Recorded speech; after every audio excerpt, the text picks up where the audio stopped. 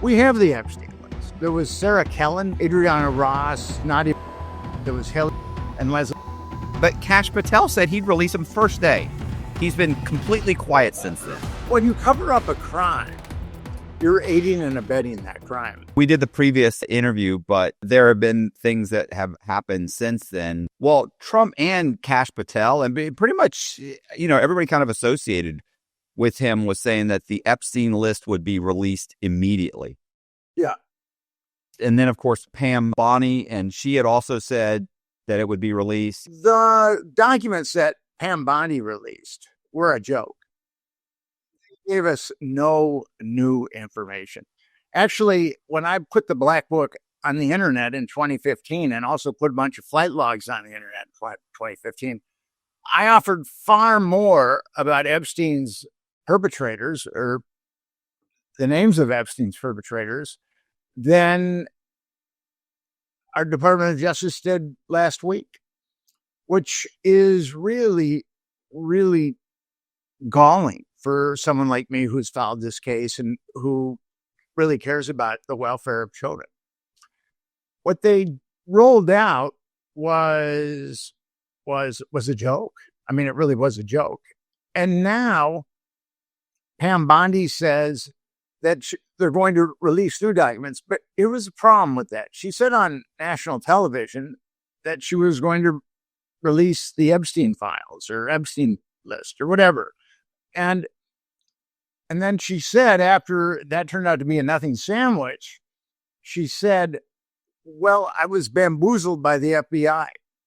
But in either case, it's pretty egregious because in the first case, she lied on national television to the country. But I think it's more likely the second case is that she was bamboozled. But that's still egregious because we are talking about the welfare of children. She should have read the documents that she released. I mean, you would think that that would kind of be just a baseline competency. But she didn't do that. And they rolled them out. And there is no Epstein list. I really have to explicate that. People talk about the Epstein list. There is no Epstein list. It's not like he had a list of perps that he kept on his refrigerator with a magnet. It's not that way. Now, the Black Book that I put on the internet in 2015 lists a number of Epstein perpetrators, a number of them. And a number of them are corroborated by the sworn statement of Virginia Giuffre, one of Epstein's underage victims that he pandered out. We have the names. And actually, the New York Times listed 6 procurers. The New York Times had a full page article naming 6 procurers, which are pimps, essentially, for Epstein. And the only one that was indicted was Ghislaine Maxwell. There was Sarah Kellen, who was in the pecking order right below Maxwell. There was Adriana Ross. There was Nadia Marcinkova. There was Haley Robson and Leslie Groff. And they should have been indicted. The government has what's called a Racketeering Influence Corrupt Act, and that's how they've been able to take the mafia down. That's what they got for Diddy. They were able to connect all these independent crimes, or that might be crimes, just to work together and to turn it into an entire conspiracy. Well, the thing about the Diddy case, I'm just going to jump back to that real quick, is there's at least 20 underage victims or women that had, and young men that had filed cases saying that they were underage when Diddy or his cohorts molested them. And that attorney, or that U.S. attorney, his name is Damian Williams. He played an integral role in covering up the Maxwell case by calling 4 witnesses who had not been molested by any of the power brokers that Epstein pandered these kids to. They've been molested by Maxwell and Epstein exclusively. So they didn't know about the broader picture. And then you notice that things like food, gas, and electric are getting more expensive? That's called inflation. And right now, it's at about 3%. Plus, our country's debt has grown to over $36 trillion. These issues can make our savings lose value over time. One way to protect your money is by investing in precious metals like gold and silver. During President Trump's last term, gold prices went up by 65%. If that happens again, gold could reach $4,200 an ounce in his next term. I trust Lear Capital to help with this. They've been in business over 27 years. They have thousands of five-star reviews, and they've handled over $3 billion in transactions. Now's the time to learn about alternative investments like gold and silver. Call Lear Capital today at 855-271-1871 or visit trylear.com/Matt to get your free gold and silver wealth protection kit. There's no obligation, just free information to help protect your hard-earned money. You can choose to take possession of your metals, store them, or even roll over an existing IRA or 401k into a gold IRA with the same tax advantages. And as a special offer, if you make a qualified purchase, Lear Capital will give you up to $15,000 in bonus coins. Don't wait. Call 855-271-1871 or go to trylear.com/Matt to get your free wealth protection kit. Once again, that's 855-271-1871 or go to trylear.com/Matt. The grand jury that he impaneled didn't indict Diddy on a single count of abuse, and he was actually indicted on a racketeering conspiracy.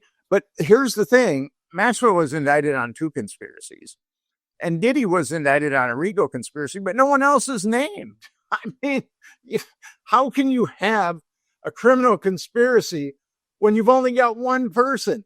I mean, that's very flawed logic. And I think Americans are catching on to it.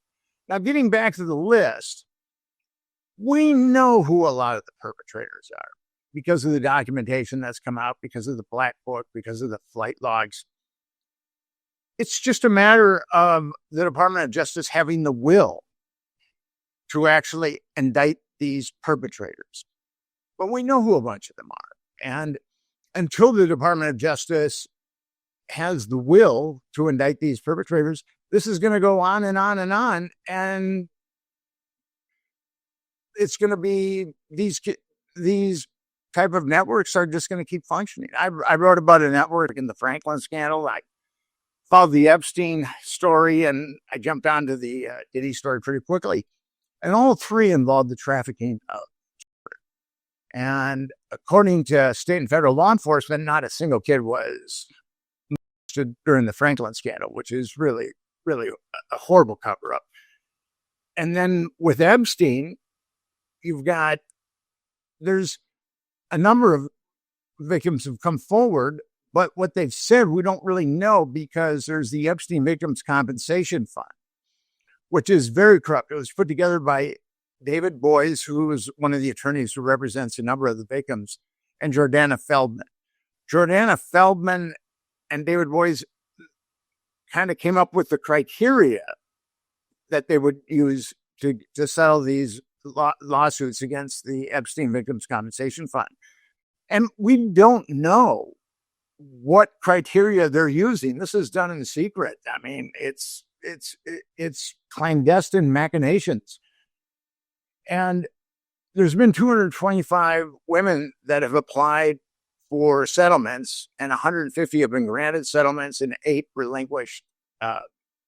Because if you got a settlement, you had to sign an NDA, which basically said you couldn't go after any of your other perpetrators. So that Victims Compensation Fund is shutting victims down, and it's doing something that the government can't. It's preventing these victims from going after their perpetrators. And I might have said this the last time I was on your show. I know an eminent psychologist. She's been on television a lot. She's been interviewed in documentaries. She had a client who she really felt had been trafficked by Epstein when she was under 10 years old. And the kid provided, now she's a young adult, but she provided particulars of Epstein's home and also various things around his mansion. And then I know another therapist who also, and she's a very competent therapist too, she also believes that one of her clients was molested by Jeffrey Epstein when she was under 10 years old. And both of these young women now applied for compensation from the Victims' Compensation Fund, and they were denied. And both therapists believed that they were denied because they didn't fit into the narrative. The narrative is that Jeffrey Epstein didn't molest anybody under 14 years old, which is still very bad. But I think that there would be a lot more outrage if people knew that Jeffrey Epstein was pimping out kids that were under 10 years old. And these two therapists really believe that's the case, that Jeffrey Epstein was pimping out these young girls. And guys like Epstein liked pubescent girls, but guys like Epstein are psychopaths. I mean, if you want an 8-year-old, they'll get you an 8-year-old. We saw that in the Franklin scandal. We've seen it in Epstein. And I think we will probably see it in Diddy. I'm sure that some of those freaks that Diddy was pimping to liked young. I mean, that's just the kind of pathologies that we're dealing with. Well, I mean, some things, it's getting, well, first of all, I always like to point this out is that, Diddy hasn't been, he was, like you said, he wasn't convicted. I mean, he wasn't indicted for that. He was indicted on racketeering for other charges. So there's no, so far that wasn't part of the indictment. I'm sure when he goes to trial, if he's dumb enough to go to trial, all that's coming out. There may be a separate indictment, but what I wanted to mention to you is, did you hear just talking about the underage girls and everything and possibly Diddy, you understand that I think yesterday, the day before, Diddy's lawyer came out, went to the judge, and is desperately trying to get off the case. He said, there's no way I can represent him. Yes. What is that? I've really I've only heard that in cases where a defendant is arguing. You basically can't argue two different things. You can't sit here and say I can't say you're innocent or put you on the stand. Like if a defendant's saying, I want to be on the stand, I want to testify, but you're the defense attorney and he wants to testify to something that you 100% know is not true. In that case, you cannot put him on the stand. I can't have you sit here and say, I never did this and I never did that, when you already know he's admitted to you that he did do it. So if that's the conflict, that's the only time I can think of an attorney saying, absolutely, I have to get off the case. Or maybe there's a conflict of interest in such a way that I can't imagine an attorney being so disturbed by anything that they would get off a case. But, what do you think that is? What's happening there? It could be the issues that you brought up. I mean, Diddy is a psychopath. He's a rich psychopath. He's a billionaire psychopath. But like you said, he's a rich psychopath. Lawyers for money, they'll represent, and let's face it, they have to represent you. I mean, they're not supposed to let that get in the way. It's difficult to say. I mean, maybe Diddy threatened him. That's very possible. I did not think about that. With that case, now, I know two pedophile networks very well, the Franklin Network and the Epstein Network. And with the Franklin Network, there were two primary pimps, Lawrence King and Craig Spence. Craig Spence had become a loose cannon, and he had a huge ego.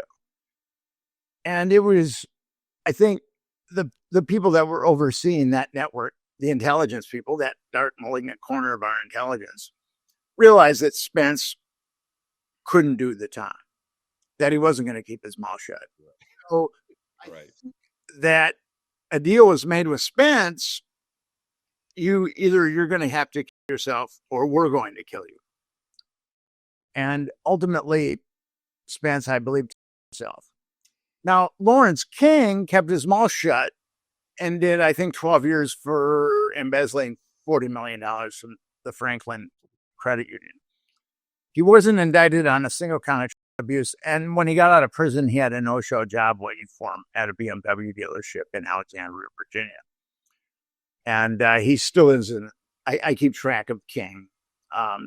Now, with Epstein and Maxwell, Epstein ostensibly himself, but I think Maxwell probably got the same talk. Is done a lot of good work for us. We've been able to compromise people, but you're going to have to do some time. You're gonna have to take the fall for this, and we'll take care of you when you get out. You'll be able to keep all your money.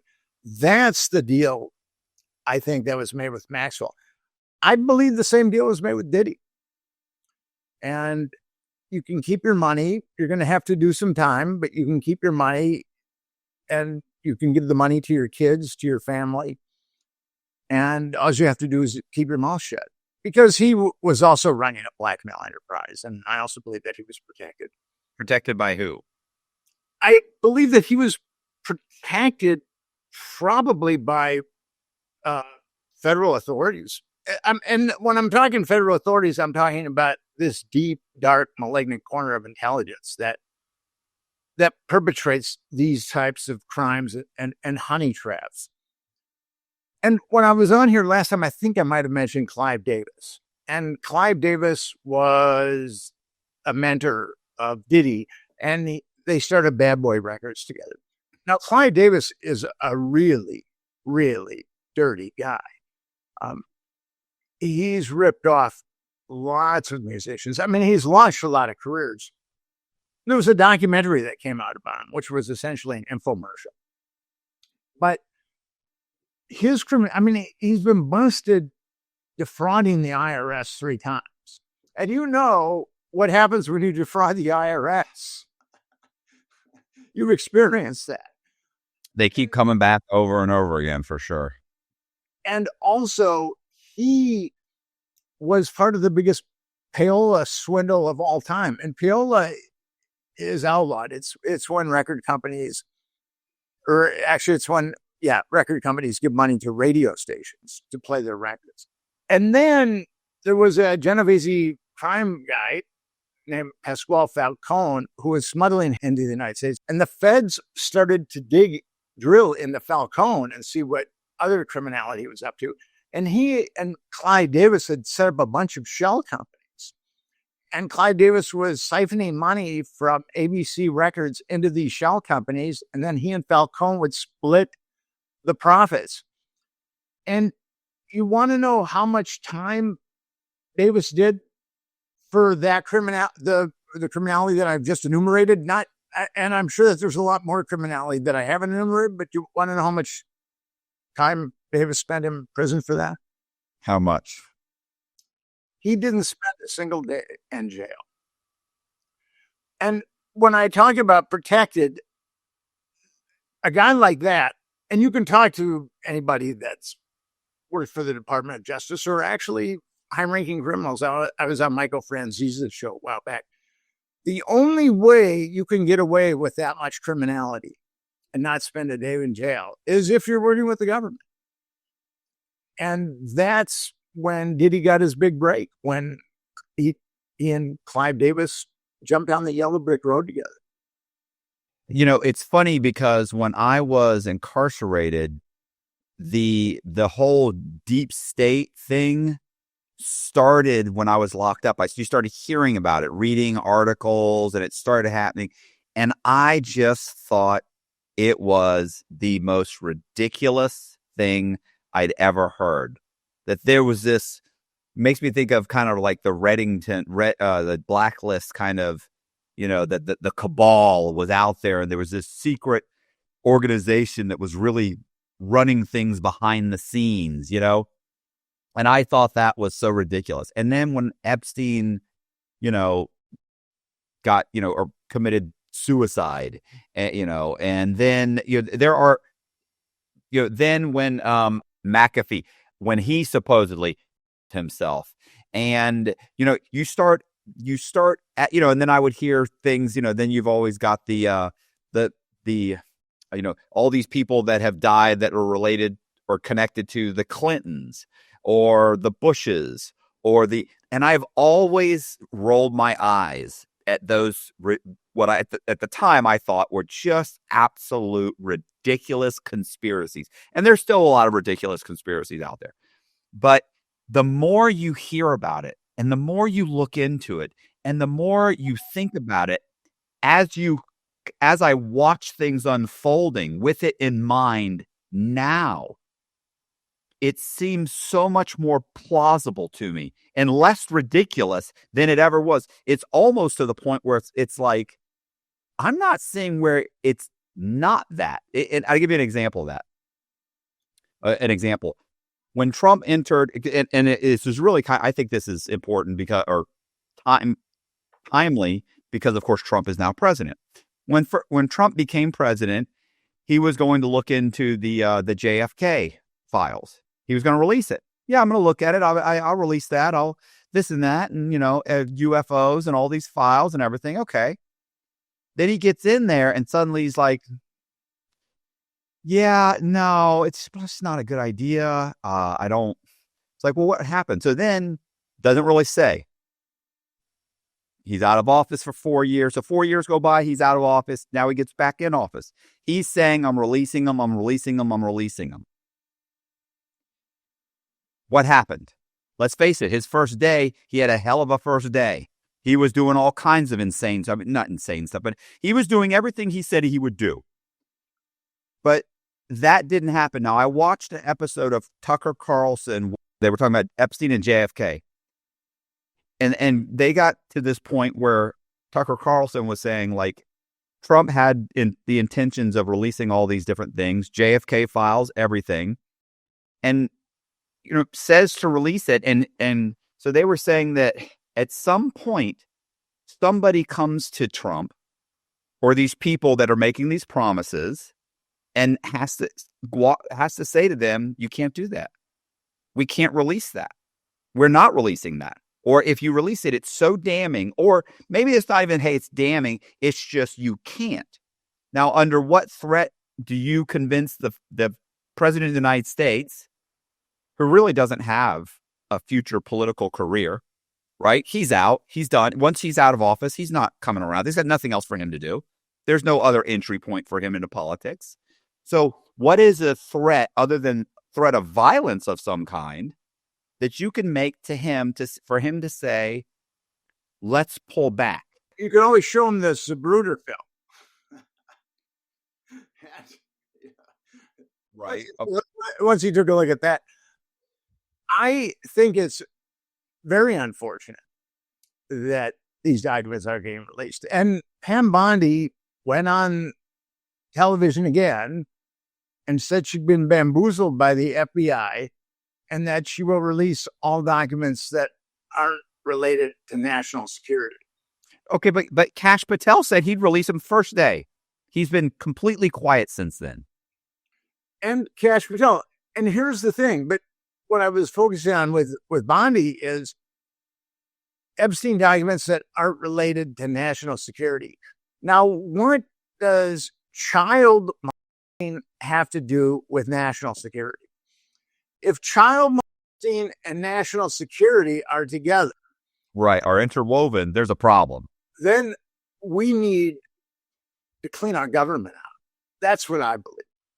And I do believe that the Franklin Network, the Epstein Network, and we're definitely tied to intelligence. And I think if we dig deep enough into Epstein and Clive Davis, we'll also find intelligence or some kind of government entity. Yeah, I mean, the amount of video that should be out there on Diddy and Epstein is, I mean, these guys' houses were wired up, Diddy's entire house was wired up. I mean, I'm very curious to know why his attorney wants to get off the case. And I'm very curious to know, what's happening behind the scenes that you can't start releasing documents. Listen, I'm not saying all of them, but you're telling me that you can't sit down. Somebody at the FBI and the DOJ can't sit down and say, hey, let's look over 10 of these documents today. Let's release 10. Oh, tomorrow, let's take 30 minutes out of the day for the next 6 months and look over 10 documents a day and release them. How hard is that? That's not difficult. Unless it has something like, we can't mention this. we can't mention this because this connects whatever, some prime minister with with CP or allegations or whatever it is. There were, according to the New York Times, there were hundreds, if not thousands, of discs taken from Epstein's safe in New York. And Business Insider reported that there were hard drives taken too. The New York Times reported additionally that there were hundreds, if not thousands, of pictures of underage girls. And we, as Americans, I doubt that our government has followed up with any of those victims. That's going to scar them for life. I don't think the government cares about that. Well, that's what the government should care about. The government should care about all those little girls. And then also the perpetrators. We need the perpetrators prosecuted. We need the little girls. We need to get them help, whatever kind of help they need.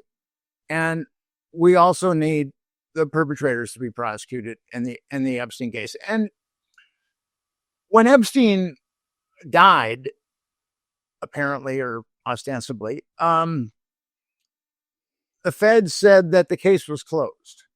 And it was reported by a lot of major media that the case was closed. So I filed a Freedom of Information Act request, not on the discs, but on reports on the discs. And the FBI told me that the case was ongoing. Right. I made a video about what Bondi said, and I get into it and into that for it. But about 6 months later, I did the same thing, and I got the same response that the case was ongoing. And that's what we need. You want a list. You talk about a list. We have to find out who's on those discs and who's on those hard drives. That's where our list is. Our list isn't a name of a bunch of perps that are held to the refrigerator by a magnet. The list is the perpetrators are on those discs and hard drives. That's where the list is. Yeah, I know I saw Pam Bondi mention that, she had explained that, there were victims, and these are underage victims, and they don't want to, well, first of all, they're not underage victims anymore. And that they had to be protected. Well, you can still redact those names. And let's say they track down the women that are the girls that are now women that were on those tapes, to get their information. Then, they don't have to. It's not like they have to release their names. And first of all, it's been years. That should have been done. There to say, oh well, even if they were to use that as an excuse right now, it's an ongoing investigation. We're still trying to track these people down. No, you're not. You haven't been trying to do that. It certainly doesn't take you years. You guys found that Luigi guy who shot the CEO in a couple of days. You found him. You can find these girls. You screenshot their photos. You put them on just their photos, and you put them on a billboard and say, "Hey, we're looking for this person." Nobody has to know what it's for. You're going to find, and not just that, you could go to Maxwell, right? You could go to her and sit down with her and say, we'll shave some time off for you, because that's what the government does. Those other perpetrators too. It's like Sarah Kellen and Leslie Groff and Adriana Ross. You said they weren't charged though, right? What's that? No, they were charged. The New York Times basically showed that they were all guilty, and none of them were charged. And that is the travesty of this, is that these names of perpetrators and pimps are out there. The Epstein list is, I think it's laughable. We have the Epstein list. We know who a lot of the perps are. And I'll guarantee you, if you get caught trafficking, the federal charge on that is 15 to life. Mm-hmm. So you get Sarah Kellen and Adriana Ross and Nadia Marcinkova.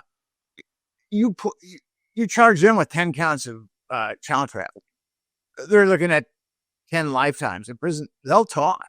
Oh yeah, they're going to talk. It's not going to be a problem. They will talk. And that's how the mafia was dismantled, is the small fry crooks would roll over on the big crooks. And that can be done here. That's exactly what can be done here. And it's not being done. So with Bondi releasing those documents that were laughable and then coming on and saying that she won't release documents that infringe upon national security, that just, I mean, first of all, she is hemorrhaging credibility when she released those documents. And now she's hemorrhaging credibility by saying that child molesters is a national security. She's got to explain that to us now. Why are a bunch of child molesters important in national security? I mean, so with that statement, she's hemorrhaging further credibility. What about I'm just kind of going off here. I don't really know. I do know that I've never had this explained to me, even though it's been brought up several times, which is where Epstein's vast wealth came from. You never really get a good answer on that for that. Well, actually, okay, Les Wexner gave Jeffrey Epstein power of attorney over his billions. He was the CEO of Al Brands, Tommy Hilfiger, Victoria's Secret, on and on and on. And with that power of attorney, Epstein could write checks, buy things. That money was essentially his to do with whatever he wanted to. And now Les Wexner has come up with Epstein as a co-perpetrator. He's got connections to the mafia, and I think he's just a bad egg. But I initially thought that Epstein was blackmailing him, and I'm kind of reevaluating that. And like Leon Black, the guy who heads Apollo hedge fund, he gave Epstein $150 million. Now, he gave Epstein $150 million because he said publicly that Epstein was going to help him escape paying certain types of taxes. Now, a guy like that has got a floor dedicated to people who are going to help him not pay taxes. So that's really disingenuous. And Vanity Fair, was this a Vanity Fair or the New York Times? I can't remember which one. They said their rationale that they offered for Les Wexner giving Jeffrey Epstein power of attorney over his vast fortune was that he was lonely. With that kind of money, you don't have to be lonely. I mean, he was lonely. So that's how disingenuous our mainstream media has been about this. No one in the mainstream media has called for justice for any of these kids. And it really bothers me that the mainstream media doesn't really seem to care about these children. If they did, they would be calling for justice here, and no one's calling for justice in the media. There's a lot of Americans that want to see justice, but our will is being overridden by the Department of Justice and the FBI and some dark, malignant corner of intelligence, I believe. Do you think at some point that they do release these documents? I understand there's no physical list. There's not a little black book with, 14 pages dedicated to, 42 guys and their phone numbers and information on them or anything like that. But do you think that the government ever does release the file in its entirety, even if it's redacted? Like I can understand redacting certain things when it comes to, obviously, who these young girls were and that sort of thing. You want to redact, obviously, who they were and their age. Well, some things, maybe, I don't know if you want their ages and their full names and any information that would lead to people figuring out who they were. But do you think they ever release, like, I get it, like you're not going to release a tape with, a sex tape of of this, so I'm not suggesting the tapes, but I'm saying in general, there's got to be, even if you describe, hey, this is a tape of this and this and this going on, where clearly this is what's happening, even if they put something like that and released it, do you think that's something that's coming, or you think they're just going to bury it and bury it and bury it and that's it? Unless it's destroyed. I mean, it could be destroyed now. I don't know. But that's where the Epstein list is, as I said earlier. The Epstein list is on those disks and it's on those hard drives. And every victim should be redacted, for sure, without a doubt. Every victim of Epstein et al. Should be redacted. But the perpetrators shouldn't be redacted. We already know who a lot of the perpetrators are, but they shouldn't be redacted, especially under national security. I mean, if protecting perpetrators is national security, then the country is much worse off than I ever would have thought. And I think it just might be. When you cover up a crime, you're aiding and abetting that crime. So the government has covered up sex trafficking, which in essence means that it's aiding and abetting trafficking. That's where our government is at right now, until we can really get some prosecutions, get the names out there. Although we know many of the names, it's just a matter of prosecuting them. So all those guys should go down. I mean, all of them. I don't care how much power they have or how much power they had. And these are conservative numbers by the Centers for Disease Control. 25% of underage girls are molested, and 5% of underage boys. And a lot of people think that the 5% of underage boys is way unreported. But if you just go with those numbers, you've got 50 million victims of sexual abuse when they were minors. In this country, there's 50 million of us. I wasn't abused myself, but there's at least 50 million of us. And how would you feel if you were a victim of abuse? And here's a proven trafficking case with Jeffrey Epstein that the government is apathetic about. You would think to yourself, what chance do I have of getting justice for what was done to me? And that's what the government is doing now to 50 million Americans. It's making them highly despondent about whether they will ever receive justice or not. Like, I don't believe that information, those documents or that information has been destroyed. The reason I don't is I think that would be what a great gift for Pam Bondi, it is, and Cash Patel, to be able to say, look, we went and grabbed the records and they'd all been erased. They'd been, these guys, before I could get here, the deep state came in and they covered it all up, and they it'd be great. They'd love to be able to blame that on the former administration, and it's like, we wanted to do the right thing, but this is what happened. We're looking into that now, and that's going to take some time. But that's why I think it definitely, the stuff exists.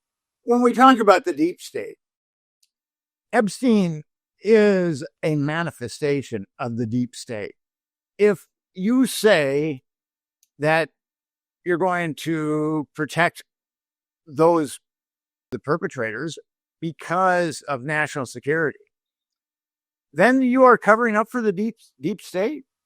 Trump really pledged to go after the deep state. But if they deny us these documents and redact the names of the perpetrators and really don't help those victims, because those victims need a lot of help. There's a lot of victims out there and they need a lot of help. If they deprive us of all of that, then Trump is aiding and abetting the deep state. The Trump administration is aiding and abetting the deep state. So the people in Trump's administration have to think very long and hard about their next move when it comes to documentation. I'm an optimist. I've been in this battle for 23 years. I've been researching and writing about trafficking, especially these power broker networks, for about 23 years. And I believe that good is going to triumph over evil in this situation. I do believe in that. And I might be wrong. I might be delusional. But I'm optimistic. When I wrote the Franklin scandal, we couldn't get anybody to do anything with it. And Wikipedia has just done a hatchet job on it and locked that page down. So people, you can go to the talk section on the Franklin abuse allegations, and it reads nonsensically. And like, it's a crazy, crazy idea. And that law enforcement, state and federal law enforcement found it, disclosed that not a single child was abused, which is, I mean, it's total bull. But that Wikipedia page has been locked down. And the reason why that Wikipedia page has been locked down on a scandal that was primarily in the 1980s is because in my book, I show how the government covered it up. And there was definitely a CIA asset that was part of it, part of the blackmail. It's almost like a carbon copy of Epstein. And that dark, malignant corner of intelligence that I've been talking about, the last thing that it wants American people to know is that it aids and abets child trafficking. That's the last thing. That can wake people up. That can bring the left and the right together. I think at this point, the left and the right are so balkanized that only that particular issue can bring us together. And they're very, and when I say they, I'm talking about that dark, malignant corner of intelligence that does this. I think that they're very, very sensitive about this. They want to make sure that this information doesn't come out. If enough people really stand up, we can get justice here. I started an organization called Epstein Justice, and we've got the website epsteinjustice.com. And we're starting a new campaign where we're going to look at, we want a congressional commission. With congressional commissions, it's not like a congressional subcommittee or a committee where things can just get lost. A commission incorporates citizens and investigators that aren't affiliated with the government. We've seen some really bad commissions like the Warren Commission, but that was a presidential commission. That wasn't a congressional commission.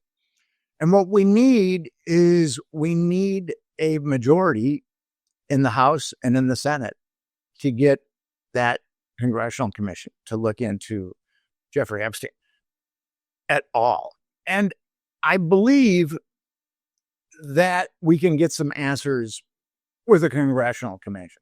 We've got to have the right people on it.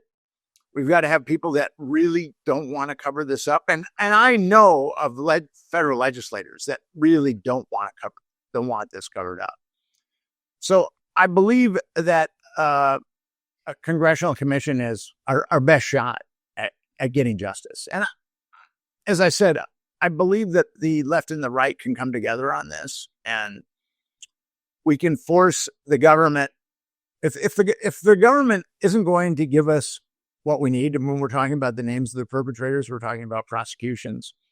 If the government isn't going to give us that, then the American people have to demand that we get the names, and also we get prosecutions. We have to demand that. Well, how does a commission get formed? A commission gets formed by someone in the Senate and someone in the House proposing a commission. And then if it has a majority of people in the Senate and it has a majority of people in the House, then it's put into law and a commission is formed. And that's what we need. We need a majority in the House and we need a majority in the Senate. And the new website is going to have the pictures of every senator and every representative. And we're going to show which ones are behind the committee and which ones are undecided. So we can put a lot of pressure on these individual legislators. And we will show which ones are for the commission and which ones are unwilling to vote for the commission. And I think that they'll take a tremendous amount of heat from their constituents. Well, have you started that process? Like, are you? We're rolling out the new website in the next couple of days. Okay. So if you're listeners, when they hear this, probably it'll be rolled out. It'll be in the next couple of days, and then it's kind of exciting. We're working with new people, and we've got this website. I think is going to be a game changer for Epstein Justice and getting a congressional commission. What about the book? I spent 7 years investigating the perpetrators, found network, as I said, that was like Epstein's. Yes. And that book is called The Franklin Scandal. Don't go to the Wikipedia page, or go to the talk section of the Wikipedia page and show how draconian, quote unquote, editors have taken and subverted that page because there's been a lot of people that have tried to fix that page, and now it's locked down. It's pretty egregious.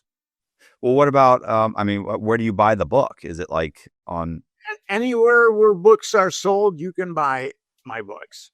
Amazon? You can buy them at Amazon, anywhere. And I also co-author Confessions of a DC Man in the Politics of Sex, Lies, and Blackmail. So I've been swimming in these waters for a very long time. And wherever books are sold, you can get one of those books.